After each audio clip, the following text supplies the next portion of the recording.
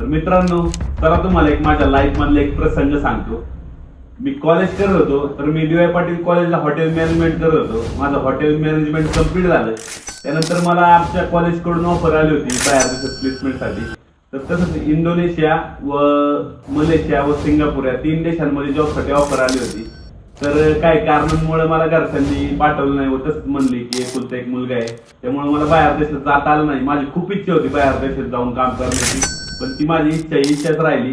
त्यानंतर माझं त्या लाईनवरून म्हणजे त्या हॉटेल लाईनवरून सगळं मनच उडलं. त्यानंतर मी त्यात जास्त लक्षच दिलं नाही व नंतर या आपल्या कापड व्यवसायाकडे वळालो. त्यानंतर या व्यवसायात शून्यापासून सुरुवात केली, आज एवढं मोठं साम्राज्य केलं. सांगायचं तात्पर्य काय मित्रांनो, जे होतं ते चांगल्यासाठी होतं.